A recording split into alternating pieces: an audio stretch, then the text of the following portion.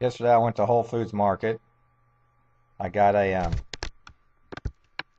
email about a thing called oil pull in your mouth, and it explained that this is an ancient thing where you take vegetable oil, swish it in your mouth between your teeth and gums for 20 minutes, and it's supposed to pull the toxins out of your body.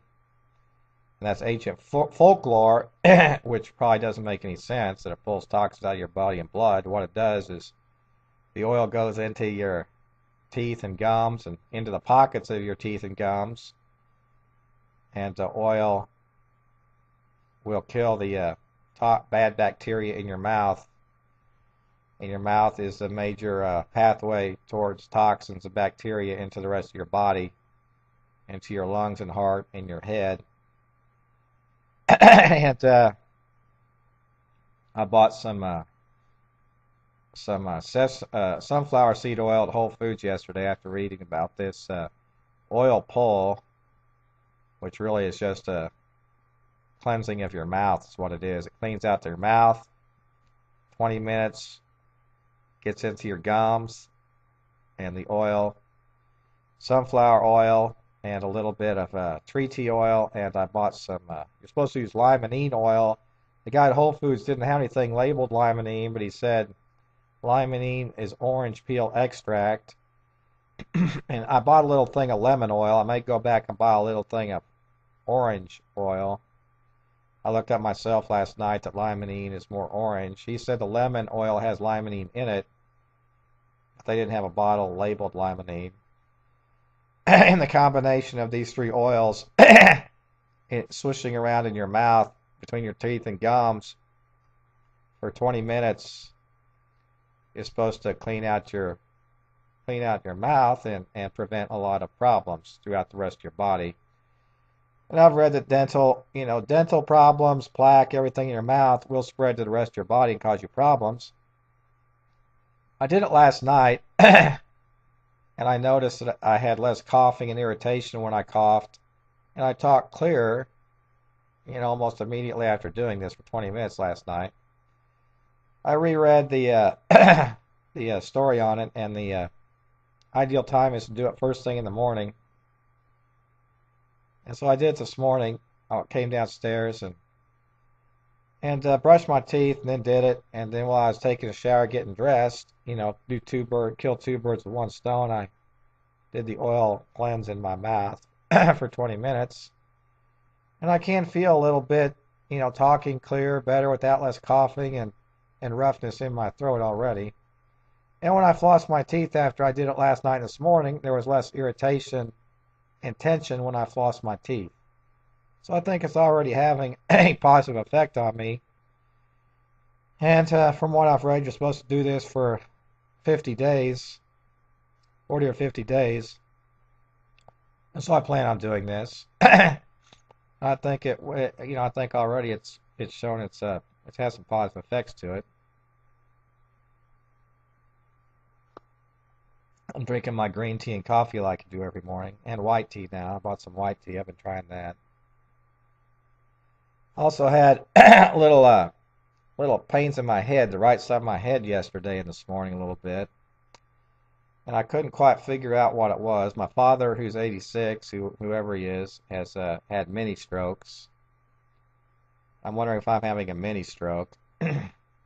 He told me one time, long time, when he started locking me up in jail and mental hospitals, that they had a little, Kansas, see, people think engineers are capable of doing something. They demonstrate. See, they can do it. They did it.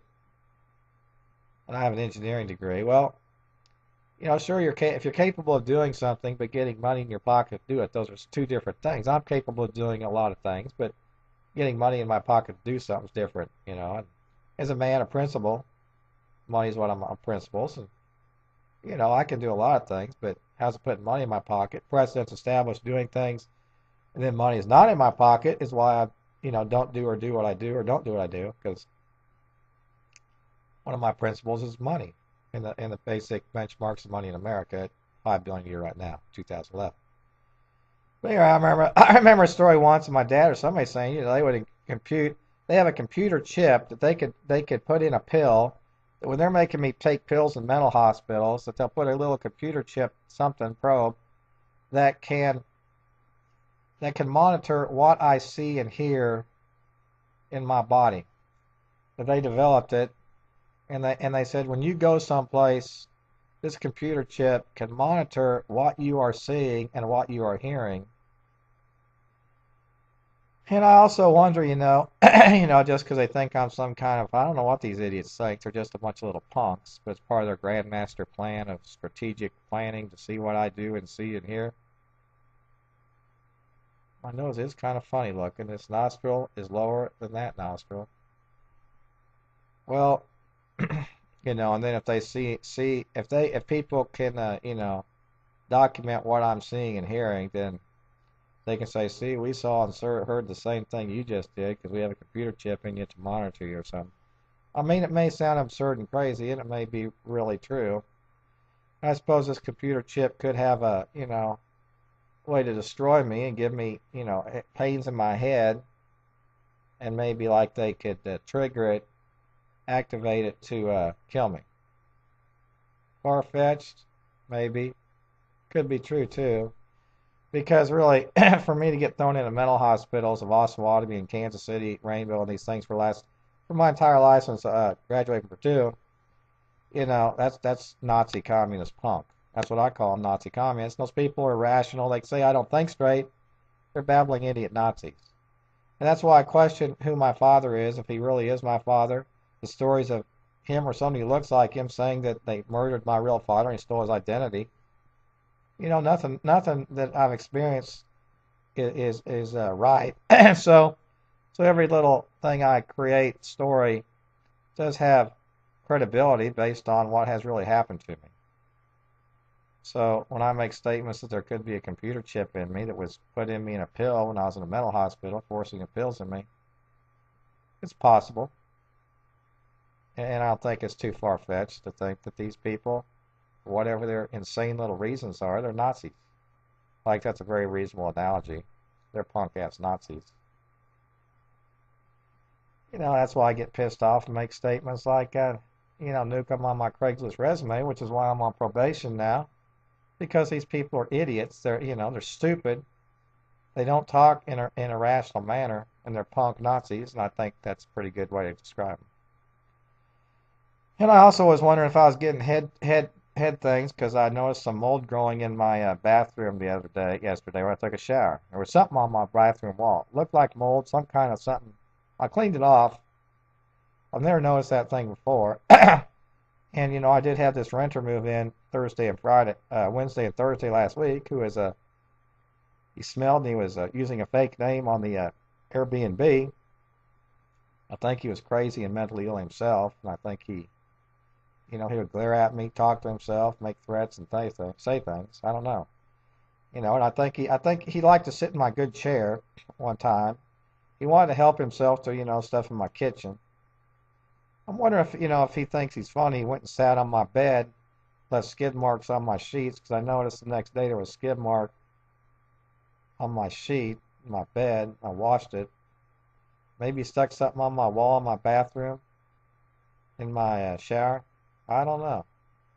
Maybe I'm just, jumping to conclusions. Maybe this fucking idiot did something.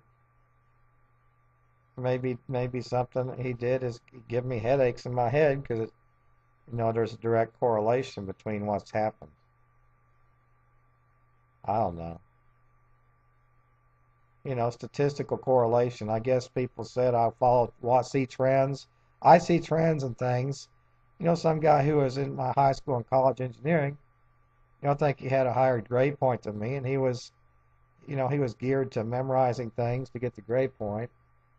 He may have been smarter than me in some ways, and maybe, in some ways, such as trend watching or spotting trends or whatever. I guess maybe I'm smarter than people because that's something I've just naturally always done my whole life. Statistical trends, observations from the outside, can be used to come up with theories to justify why things happen. Observing things with your, from the outside, can be used in combinations with coming from the inside to figure out a problem or what's going on. Kind of like this oil cleansing. To think that the oil pulls things out of toxins out of your body and blood through your mouth really is not logical from a scientific chemical reaction. But logically, to witness that it does work, that it does have positive effects on people, and then to come up with a rational reason why it does have positive effects, which is what I read, that it seeps into your gums and teeth, oil, and it kills the bacteria and negative things in your mouth, which spread through your mouth to your stomach, lungs, and other parts of your body.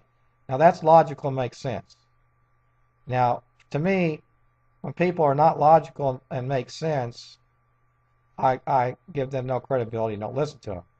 Now, whether if the bottom line is somebody saying something that's true and correct and good, but their reasoning to come with that statement doesn't make any sense, sometimes I'll just automatically disqualify them because they don't make any sense, even if the bottom line is correct and good.